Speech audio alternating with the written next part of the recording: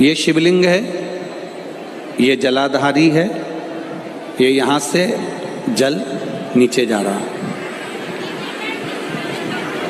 जलाधारी का जो मुख होता है वो उत्तर की ओर हो जाता है, ठीक है, समझिएगा जरा। अब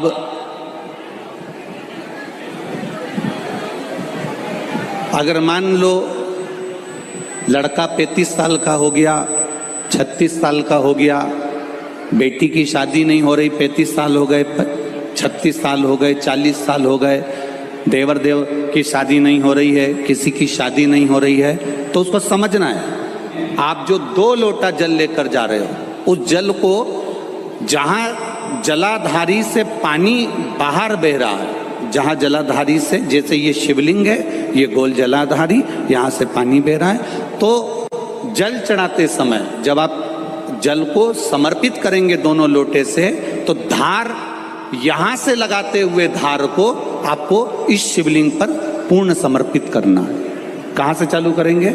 ये जलाधारी जो बनी हुई है अशोक सुंदरी का स्थान, किसके स्थान से? अशोक सुंदरी के स्थान से। अगर लड़के की शादी, लड़की की शादी ना हो रही हो, 35 साल, 40 साल, 42 साल के हो गए, विवाह का कोई योग ही नहीं बन रहा, 28 साल, 30 साल हो गए, बहुत प्रयास कर लिए, तो एक नियम, 2 लोटे जल लेकर देवाधिदेव महादेव के सामने जाइए। यहाँ अशोक सुंदरी वाली जगह से दोनों धार एक साथ चढ़ाना प्रारंभ करिए और करते करते वो धार शंकर भगवान के शिवलिंग पर ले जाकर छोड़ दीजिए। ये अगर आपने मात्र 7 दिन भी लगातार अगर ये धार आपने चढ़ा ली है, तो देवाधिदेव महादेव की कृपा से 3-4 महीने में सूचना आपको प्राप्त हो ही जाती है। जल की महत्वता सब कहते हैं, हर स्टोरी पे नया लुक, क्या चले? कूल बनने के चक्कर में वॉलेट कर दिया खाली। ये वोक नहीं, ये ब्रो। दूसरा क्रम स्मरण करिएगा।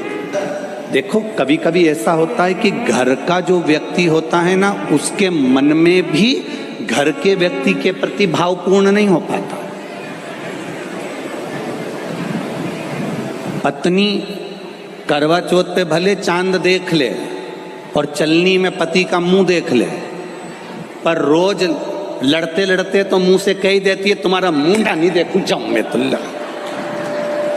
लड़ते लड़ते कह देती है। भले वो करवा चौथ के दिन चलनी में मुंह देख रही और लड़ते लड़ते उसके शब्द निकल हो जा। कभी कभी घर का व्यक्ति भी पूर्ण संकल्पित नहीं हो पाता। एक चरित्र आता है, एक बार कैलाश धाम पर सभा लगी थी। भगवान ब्रह्मा, इंद्र, वायुदेव, जलदेव, गरुण देव, वरुण देव और 33 कोटि देवी देवता कैलाश पर बैठे थे।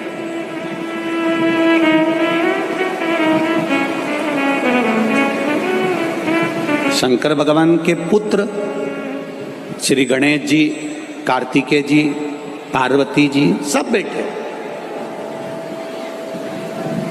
अब इतने में वहां नृत्य चल रहा था, भजन चल रहा था, संगीत चल रहा था। इतने में कार्तिकेय जी उठ के खड़े हो गए।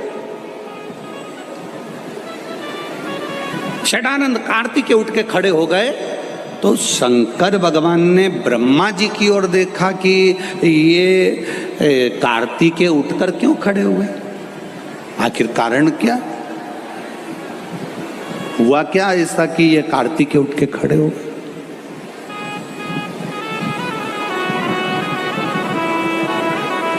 षडानंद कार्तिकेय उठ के खड़े हो गए। शंकर भगवान ब्रह्मा जी को देख रहे हैं, शिव जी ब्रह्मा जी को देख रहे हैं। तब ब्रह्मा जी ने भगवान शंकर की ओर देखकर कहा, आपके पुत्र ये षडानंद कार्तिकेय, ये मेरे पास पढ़ने के लिए आए, विद्या अध्ययन करने के लिए आए। मैं इनको षडानंद कार्तिकेय को मैंने विद्या का अध्ययन कराया। पर कार्तिकेय जी के मन में मैंने विद्या का अध्ययन करा दिया और अध्ययन कराने के बाद में कार्तिकेय जी मेरे पास में मेरा हाथ पकड़कर खींचकर मुझसे बोलते हैं, मुझे ओम का अर्थ बताइए। ब्रह्मा जी के शब्द सुनिएगा जरा। पुष्कर राज की धरा पर बैठकर अपन ब्रह्मा शिव पुराण की कथा सुन रहे हैं, उनकी एक एक शब्द का स्मरण करिएगा। ब्रह्मा जी ने कहा, सदानंद कार्तिकेय, थोड़ा डीले कम करो बाबू। ब्रह्मा जी बोलते हैं कि सदानंद कार्तिकेय जी ने मेरा हाथ पकड़ा और हाथ पकड़कर ब्रह्मा जी कहते हैं, खींच कर बोला कि मुझे ओम का अर्थ बताइए।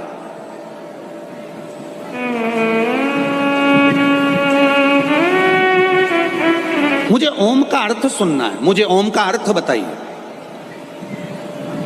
अब जब ब्रह्मा जी ने भगवान शंकर से कहा, भरी सभा लगी है, भरी सभा, 33 कोटि देवता बैठे हैं और ब्रह्मा जी कह रहे हैं कि ये कार्तिकेय जो खड़ा है सभा के अंदर, आपका पुत्र कार्तिकेय जो खड़ा है, इसने मेरा हाथ पकड़कर कहा कि मुझे ओम का अर्थ बताइए।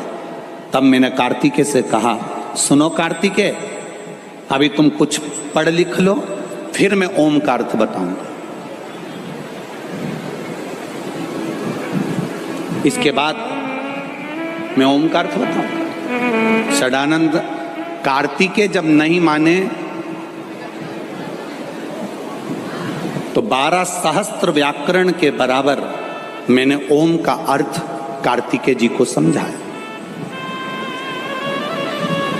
12 सहस्त्र व्याकरण के बराबर मैंने कार्तिकेय जी को ओम का अर्थ समझाया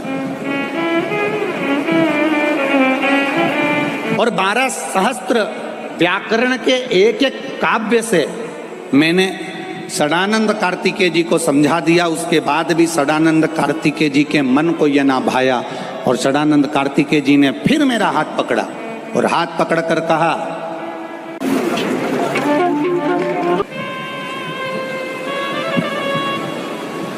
ये ओम का अर्थ है। सदानंद कार्तिकेय जी के मुख से निकल गया, ओम का अर्थ तो शायद मेरे पिता को भी स्मरण में नहीं होगा। जरा ध्यान देना शब्द पर। कभी कभी बेटा दुकान पर जब ज्यादा बैठना चालू कर देता है, पिता अपने बेटे पर सब कुछ छोड़ देता है, तो बेटे को ये महसूस होने लगता है कि मैं जितना अच्छा व्यापार कर सकता हूं मेरा बाप भी नहीं कर सकता। ये बेटे को अनुभव होता है, ये बेटे की चित्तवृत्ति में ये अनुभव होते हैं, ये बच्चे की चित्तवृत्ति में ये अनुभव आ जाते हैं। पढ़ा लिखा लड़का अपने पिता को ये सोचता है कि इन्होंने क्या पढ़ाई करी, तुम्हारा समय दूसरा था, हमारा समय दूसरा है, हमने जितना पढ़ा शायद आपने नहीं पढ़ा होगा, पर स्मरण में रहे बाप बाप होता है और बेटा बेटा होता है, उसके स्मरण में रहना चाहिए ये शब्द, ये संबोधन।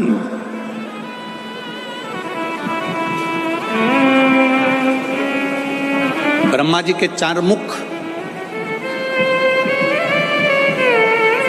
ब्रह्मा जी के चारों मुख और 4 मुख से ब्रह्मा जी नयनों से अश्रु बहा रहे हैं, आंसू। कभी ब्रह्मा रोया है क्या?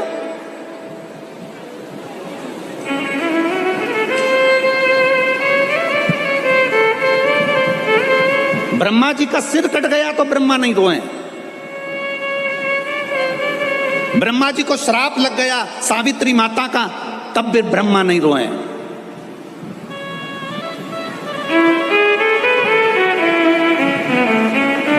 ब्रह्मा के शीश से बटका वृक्ष बन गया, ब्रह्मा के रक्त से कर्मनाशा नदी बह गई, ब्रह्मा नहीं रोए हैं। पर आज भरी सभा है, सब बैठे हैं और ब्रह्मा के 4 मुख के नेत्रों से अश्रु बह रहा, आंसू।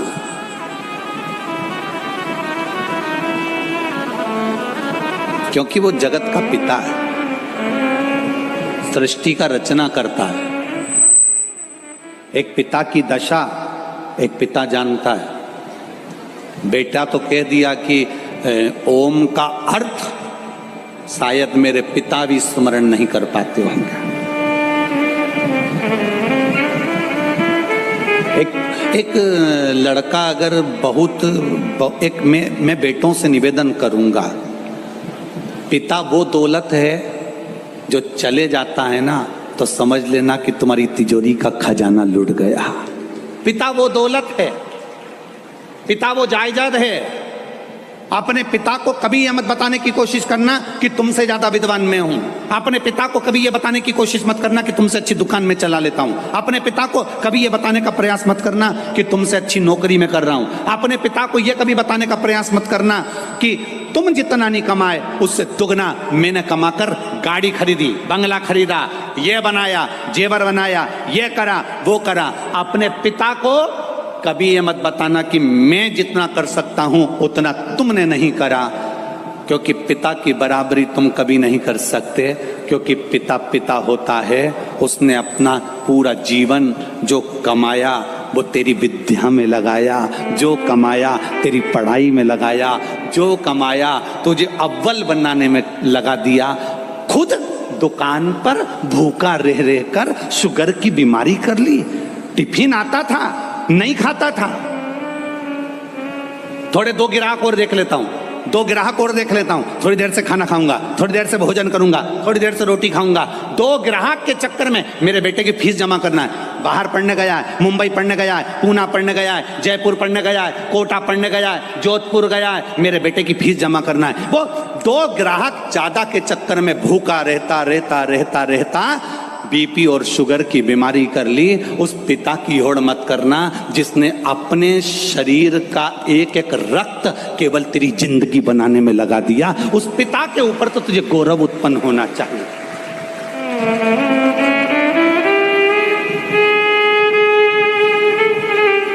बड़ा दुख होता है जब किसी के मोबाइल पर हम स्टेटस पर देखते हैं ना और वो लिखते हैं माय वाइफ माय लाइफ। पर तुम सब जितनी बैठे हो और जितने आस्था चैनल पर सुन रहे हो, जितने फेसबुक यूट्यूब पर सुन रहे हो ना, तुम सबको अपने पिता का अहंकार जरूर होता है, ये निश्चित है। और पिता का अहंकार हर एक व्यक्ति को होना चाहिए।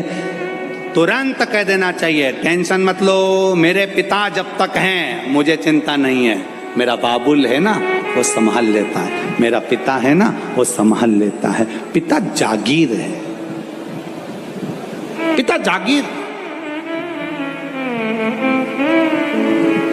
40 साल हो गए, देवर देव की शादी नहीं हो रही है, किसी की शादी नहीं हो रही है, तो उसको समझना है आप जो 2 लोटा जल लेकर जा रहे हो, उस जल को जहां जलाधारी से पानी बाहर बह रहा है, जहां जलाधारी से, जैसे ये शिवलिंग है, ये गोल जलाधारी, यहां से पानी बह रहा है, तो जल चढ़ाते समय जब आप जल को समर्पित करेंगे दोनों लोटे से, तो धार यहां से लगाते हुए धार को आपको इस शिवलिंग पर पूर्ण समर्पित करना है। कहां से चालू करेंगे?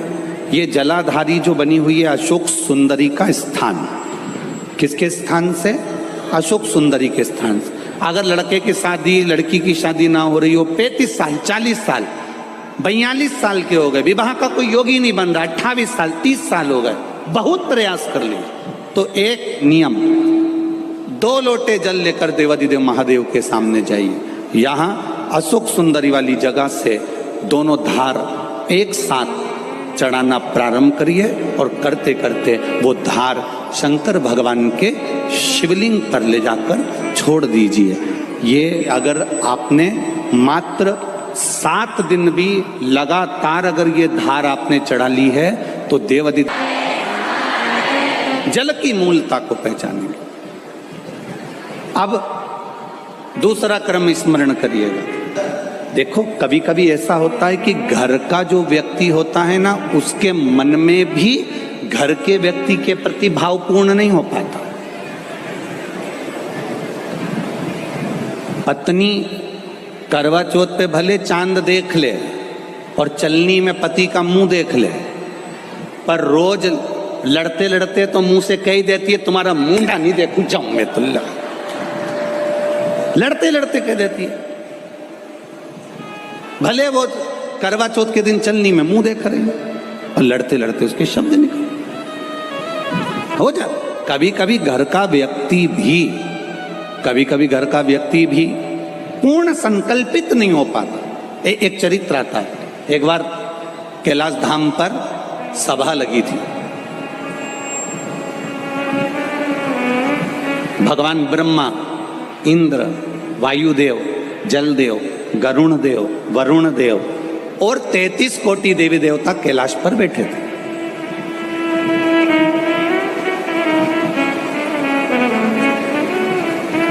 शंकर भगवान के पुत्र श्री गणेश जी, कार्तिकेय जी, पार्वती जी सब बैठे।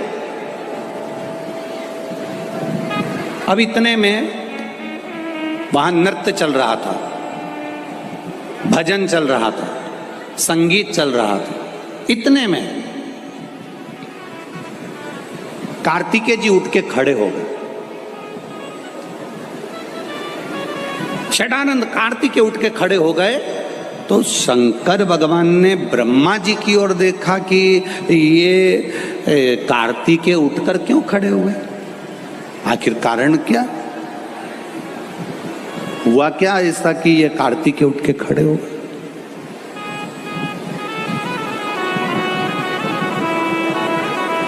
षडानंद कार्तिकेय उठ के खड़े हो गए।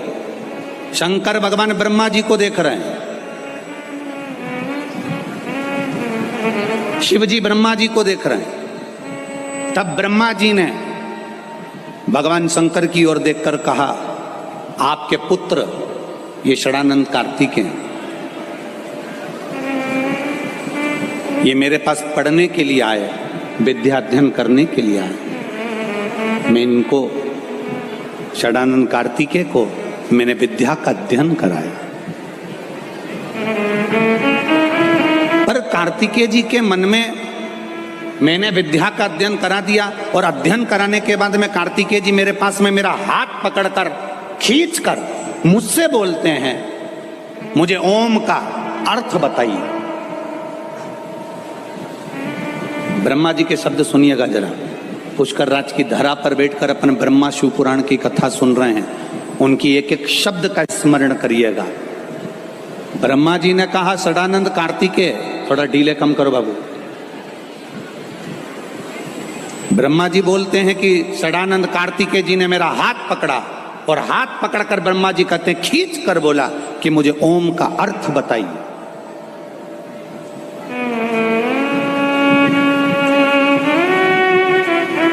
मुझे ओम का अर्थ सुनना है, मुझे ओम का अर्थ बताइए। अब जब ब्रह्मा जी ने भगवान शंकर से कहा, भरी सभा लगी है, भरी सभा, 33 कोटि देवता बैठे हैं और ब्रह्मा जी कह रहे हैं कि ये कार्तिकेय जो खड़ा है सभा के अंदर, आपका पुत्र कार्तिकेय जो खड़ा है, इसने मेरा हाथ पकड़कर कहा कि मुझे ओम का अर्थ बताइए। तब मैंने कार्तिकेय से कहा, सुनो कार्तिकेय, अभी तुम कुछ पढ़ लिख लो, फिर मैं ओम का अर्थ बताऊंगा। इसके बाद मैं ओम का अर्थ बताऊंगा। षडानंद कार्तिकेय जब नहीं माने तो 12 सहस्त्र व्याकरण के बराबर मैंने ओम का अर्थ कार्तिकेय जी को समझाया। 12 सहस्त्र व्याकरण के बराबर मैंने कार्तिकेय जी को ओम का अर्थ समझाया और 12 सहस्त्र व्याकरण के एक एक काव्य से मैंने षडानंद कार्तिकेय जी को समझा दिया। उसके बाद भी षडानंद कार्तिकेय जी के मन को यह ना भाया और षडानंद कार्तिकेय जी ने फिर मेरा हाथ पकड़ा और हाथ पकड़कर कहा,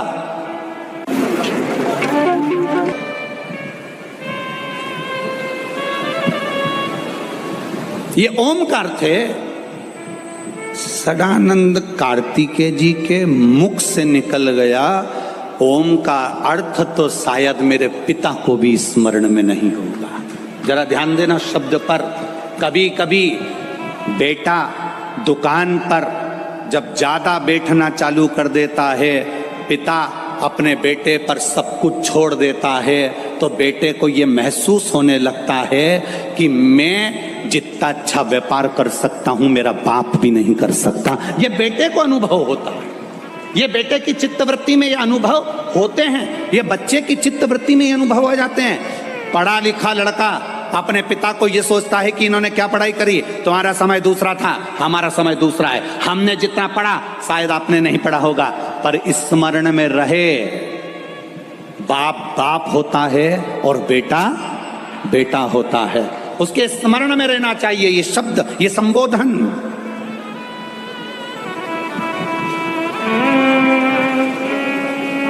ब्रह्मा जी के 4 मुख, ब्रह्मा जी के चारों मुख और 4 मुख से ब्रह्मा जी नयनों से अश्रु बहा रहे हैं, आंसू। कभी ब्रह्मा रोया है क्या?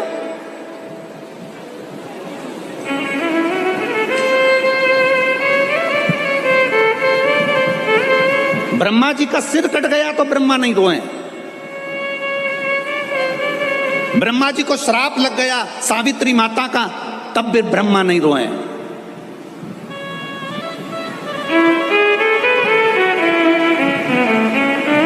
ब्रह्मा के शीश से बट का वृक्ष बन गया, ब्रह्मा के रक्त से कर्मनाशा नदी बह गई, ब्रह्मा नहीं रोए हैं। पर आज भरी सभा है, सब बैठे हैं और ब्रह्मा के 4 मुख के नेत्रों से अश्रु बह रहा, आंसू।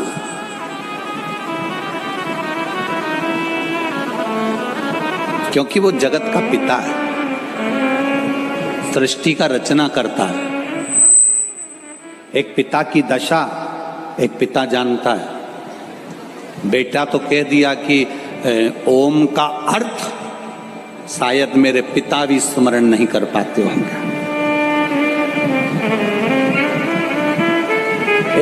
एक लड़का अगर बहुत मैं बेटों से निवेदन करूंगा, पिता वो दौलत है जो चले जाता है ना तो समझ लेना कि तुम्हारी तिजोरी का खजाना लुट गया। पिता वो दौलत है, पिता वो जायदाद है। अपने पिता को कभी यह मत बताने की कोशिश करना कि तुमसे ज्यादा विद्वान मैं हूं।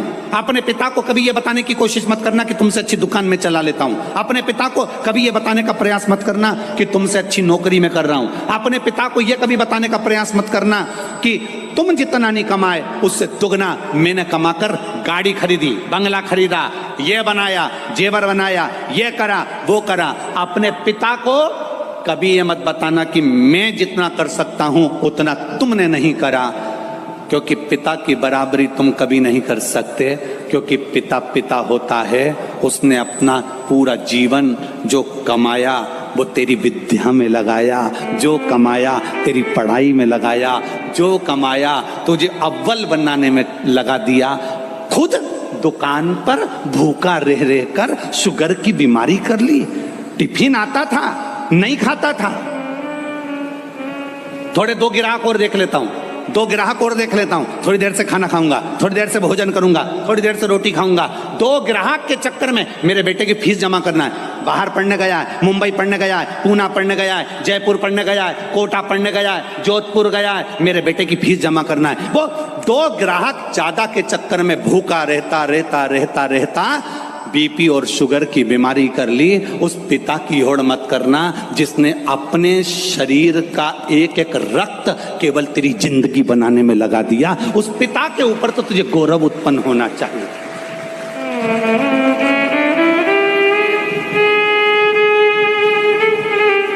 बड़ा दुख होता है जब किसी के मोबाइल पर हम स्टेटस पर देखते हैं ना और वो लिखते हैं माय वाइफ माय लाइफ। बड़ा दुख होता है जब किसी के मोबाइल के स्टेटस पर देखा जाता है कि माय वाइफ माय लाइफ। तुम्हारे लाइफ बनाने में तुम्हारी वाइफ ने क्या क्या करा एक बार पत्र में लिख के तो भेज भेरू। मैं तो इंतजार में बैठा हूं। वाइफ तुम्हारी लाइफ नहीं बनाएगी, वाइफ तुम्हारे बच्चों की लाइफ बनाएगी, ये निश्चित है। वाइफ, हाँ, वाइफ किस जगह पर खड़ी होती है? वाइफ लाइफ कब होती है? जब तुम बीमार पड़े हो, तकलीफ में हो, कष्ट में हो, कर्जे में लदालूम हो गए, दुख की घड़ी है, और तुम्हारी पत्नी तुम्हारे सामने खड़ी होकर कह दे चिंता मत करना, कर्जा भी हो गया तो मरने की मत सोचना, बीमारी आ गई ना टेंशन मत लेना, मैं तुम्हारे साथ कदम से कदम मिलाकर चलूंगी, चिंता मत करना, तब लिखना माय वाइफ माय लाइफ है। ये मुझे ज्ञान दे रही है, ये मुझे समझा रही है, ये मुझे ज्ञान का स्मरण करा रही है। और नहीं तो अपने मोबाइल पर लिखना चाहिए my father my mother my life, मेरा पिता और मेरी माँ ही मेरी लाइफ है, जिसने मेरी जिंदगी बनाई है। हम तुम्हारी पत्नी का विरोध नहीं कर रहे, क्योंकि हमें तुम्हारी पत्नी का विरोध करना भी नहीं है, जैसी मिली है तुम निभा रहे हो, हम तुम्हारी पत्नी का क्या विरोध करें?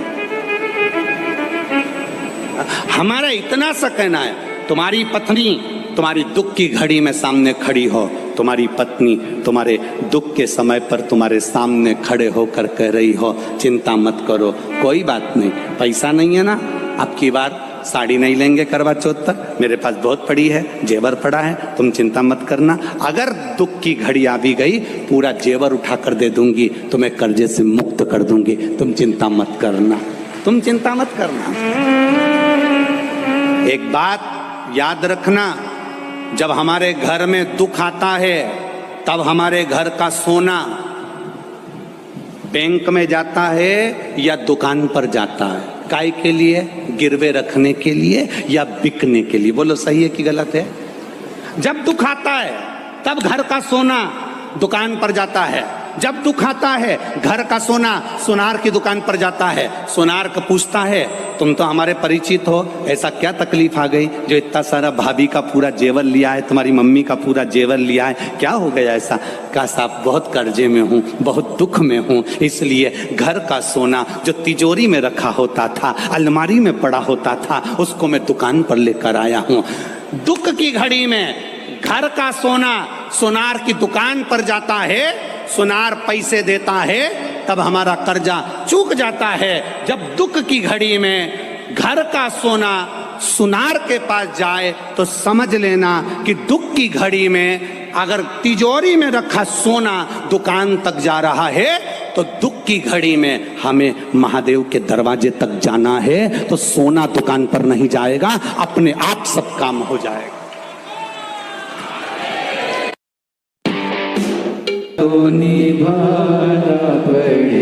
कोई आएगा बाद में, ब्रह्मा ब्रह्मलोक में, बैकुंठ में भगवान विष्णु, इंद्र इंद्रलोक में है, मेरा देव अधिदेव महादेव पृथ्वी पर है।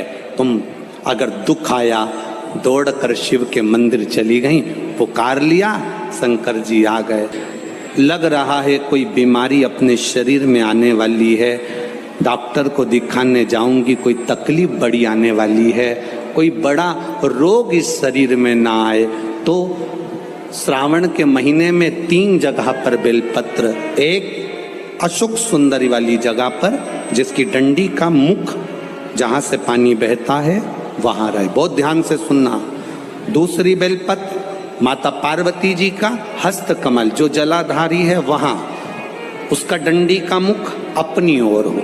तीसरी बेलपत्र शिवलिंग के ऊपर जिसका डंडी का मुख तुम जहां बैठे हो उससे ठीक विपरीत हो। अगर आप यहां बैठे हो तो डंडी का मुख उधर हो, आप यहां बैठे हो तो डंडी का मुख उधर हो, अपने विपरीत में डंडी का मुख हो। बेलपत्र चढ़ा देने के बाद 2 हाथ में जो तुम्हारे जल का पात्र है उसको बाबा को धीरे धीरे तीनों स्थान पर धार थोड़ी थोड़ी चढ़ाई है और फिर बाबा का आचमन कर कर आई है। कोई जिंदगी में बड़ी बीमारी निकलेगी ही नहीं।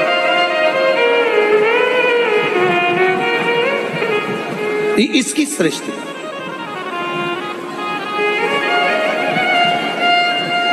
वो सहजता नहीं है शिव।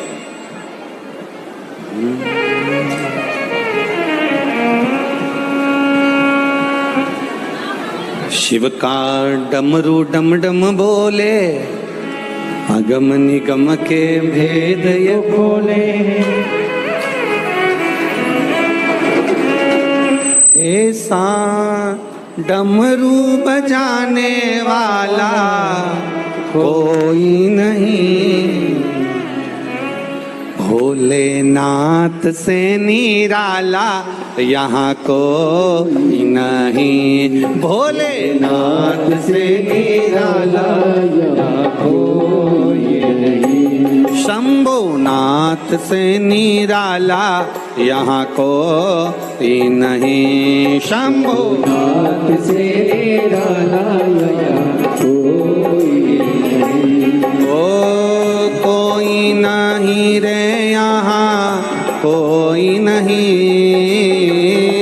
कोई नहीं रे यहाँ कोई नहीं, ओ कोई नहीं रे यहाँ कोई नहीं, कोई नहीं रे यहाँ कोई नहीं, मेरे बाबा से निराला यहाँ कोई नहीं, मेरे बाबा से निराला यहाँ कोई नहीं, भोले बाबा से निराला यहाँ कोई नहीं, भोले बाबा से निराला यहाँ कोई नहीं। बड़े भाव से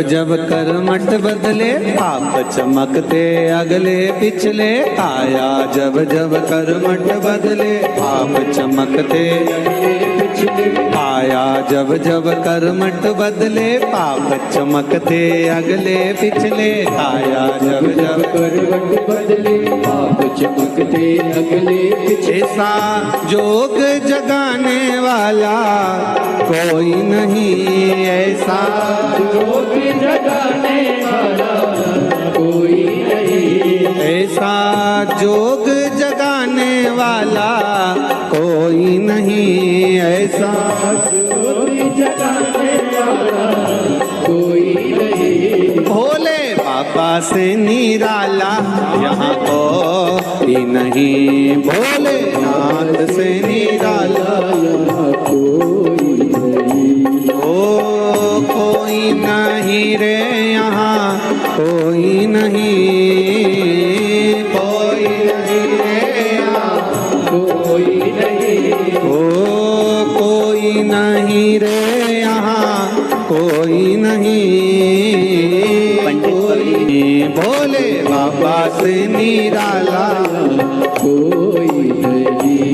मेरे बाबा से निराला यहाँ कोई नहीं, मेरे बाबा से निराला कोई नहीं।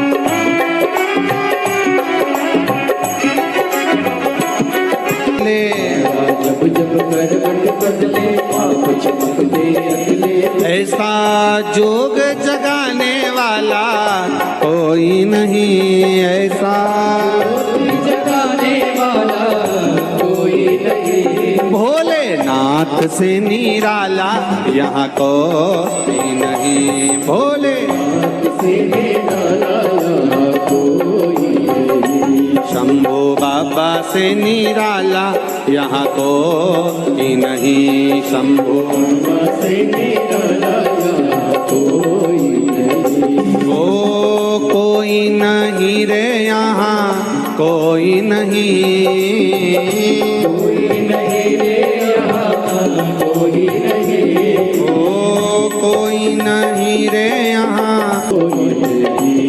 शंभो बाबा से निराला यहाँ को, शंभो बाबा बाबा से निराला कोई नहीं, मेरे बाबा से निराला यहाँ कोई नहीं, मेरे बाबा से निराला यहाँ कोई नहीं, भोले बाबा से निराला यहाँ कोई नहीं, भोले बाबा से निराला यहाँ कोई नहीं। हार हार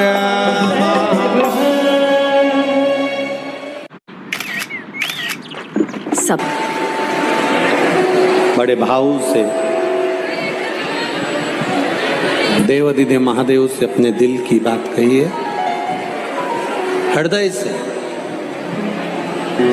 शिव जी से। सावन का महीना है,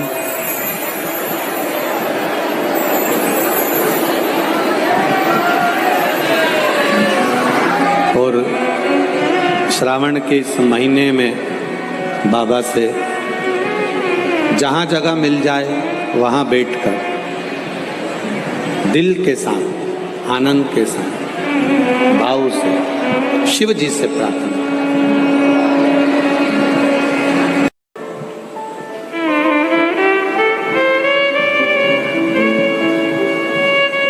अब मेरे महादेव ने षडानंद कार्तिकेय से प्रश्न किया। अभी तक कार्तिकेय ने क्या कहा था कि ओम का अर्थ शिव भी नहीं जान सकते। जब ब्रह्मा जी के सामने 12 लाख व्याकरण काव्य के अर्थ से ओम का अर्थ समझा दिया ब्रह्मा जी ने, अब भगवान शिव ने षडानंद कार्तिकेय से कहा कि ओम के, अब तुमने सब समझ लिया ना, तो अब बताओ ओम के कितने अर्थ हैं? ओम के कितने अर्थ हैं? षडानंद कार्तिक के चरणों में पड़ गए, पिताजी मुझे ओम के अर्थ नहीं मालूम। ओम के कितने अर्थ हैं मुझे नहीं मालूम। शंकर भगवान ने कहा, कार्तिकेय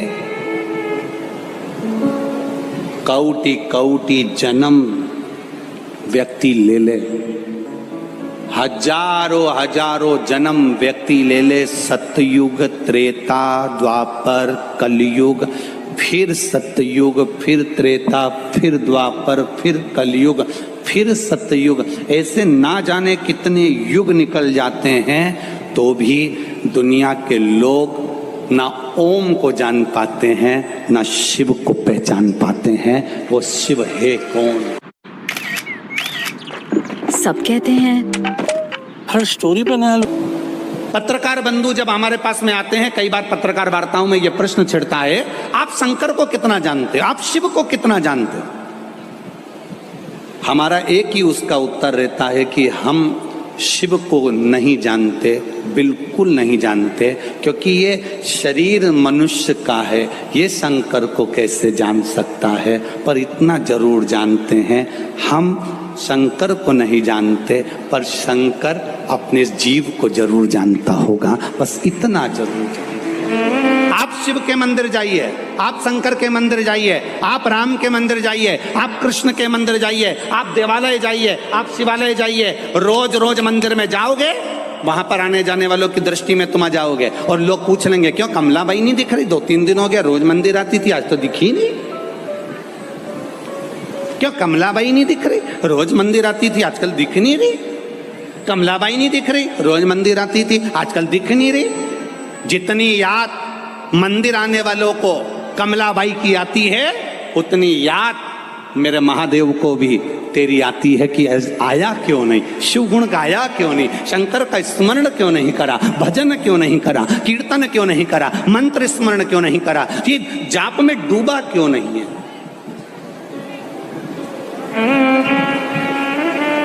कौटि कौटि जन्म ले लो तो भी शंकर को नहीं जान सकते। क्या जानोगे आप शंकर भगवान को? केवल इतना कि वो भांग पीता है। शंकर को इतना ही जानोगे कि नंदी पर बैठता है। शंकर को इतना जानोगे कि उसके गले में सांप है। शंकर को इतना जानोगे कि उसके, सिर्फ ये जानना है कि ब्रह्मा ब्रह्म लोक में रहते हैं, बैकुंठ में मेरे नारायण रहते हैं, पृथ्वी का कार्यभार संभालने के लिए शंकर भगवान को छोड़ा गया। इसलिए छोड़ा गया कि संसार के मनुष्य जब दुखी होंगे, शिव के ये भूमि पर रहने वाला, पृथ्वी पर रहने वाला जब तकलीफ में होगा तो देवता भी पृथ्वी पर होना चाहिए। एक बहू जयपुर में रह रही है और एक बहू तुम्हारे साथ में रह रही है, तुम्हारे को दुख आएगा तो जयपुर वाली पहले आएगी कि तुम्हारे पास वाली आएगी? बोलो बोलो, जम के बोलो जरा। पास वाली आएगी। अब तुम पास वाली से बात भी नहीं करती, क्योंकि जो पास में होती है ना उससे बड़ी चिढ़ होती है।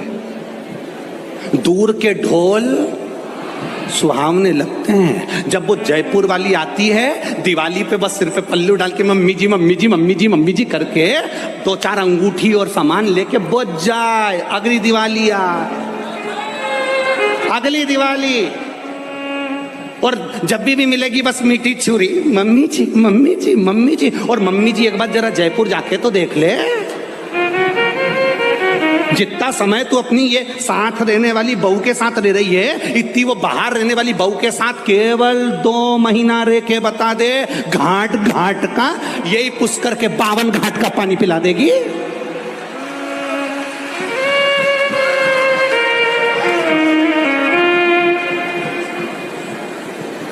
रोज भेरू और भैरवी में लड़ाई होगी। आ गई तुम्हारी मम्मी, तुम ही रख लो, आ गई तुम्हारी मम्मी। अब मैं अच्छे से कपड़े भी नहीं पहन सकती, मैं ना जा सकती, आ गई तुम्हारी मम्मी। अब रोज भगवान से प्रार्थना करेगी, भोलेनाथ ये पुष्कर कब जाएगी।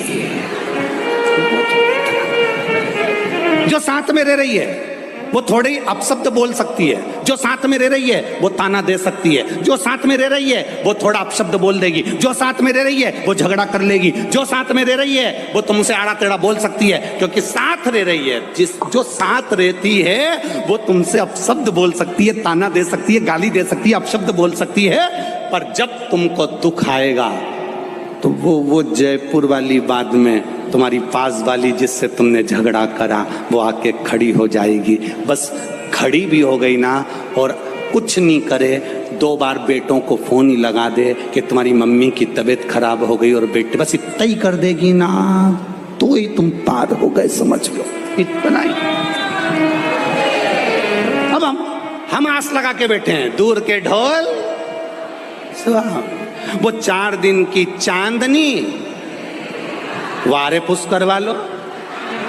तुम्हें सारी कहावत याद है? गजब, बहुत बढ़िया।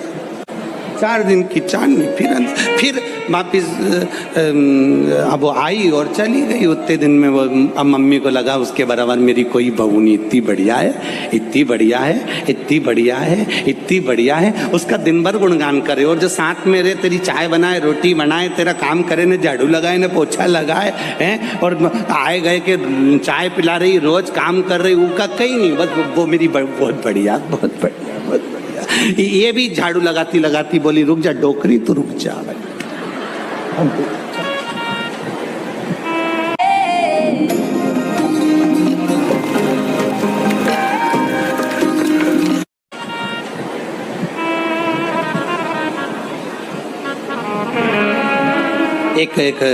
एक ससुर की 4 बहू, ससुरा मर गया, बहुएं धाड़ धाड़ के रोने लगी, खूब नई नई डिजाइन में रोई, खूब रोई। जब कोई मरता है ना तो बहुएं बहुत अच्छी अच्छी डिजाइन में रोती हैं, इतना इतना पल्लू डाल के, आंख में आंसू भर के, अम्मा हमें छोड़ के चली गई, मेरे को भी ले जाती, मेरे को भी ले जाती। इतने में पति बाजू में कोनी मार के बोला अम्मा क्या गाड़ी लेके गई, चुप, मेरे को भी ले जाती, मेरे को भी ले जाती, चुप। फिर इसने डिजाइन चेंज करी, यार जो रोल पड़ता, अब वो जो रोई तो क्या।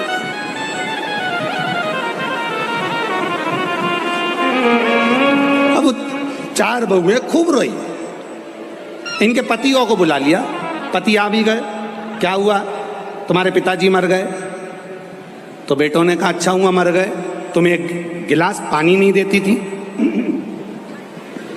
तुम भी तो यही चाहती थी कि पिताजी मर जाएं, फिर रो क्यों रही हो। बहुए कहने लगे तुम्हारे पिताजी मर गए, उसका दुख नहीं है, पर दुख इतना सा है तिजोरी की चाबी ना जाने कहाँ धर गए, इसलिए हम रो रही हैं। अब एक काम करो, तुम्हारे पिताजी को जगा कर पूछो चाबी कहाँ रखी है। इतने में बेटों ने कहा मरे हुए 2 घंटा हो गए और तुम कह रही हो चाबी पूछो। मरे हुए 2 घंटे हो गए और तुम कह रही चाबी पूछो। कैसे पूछो?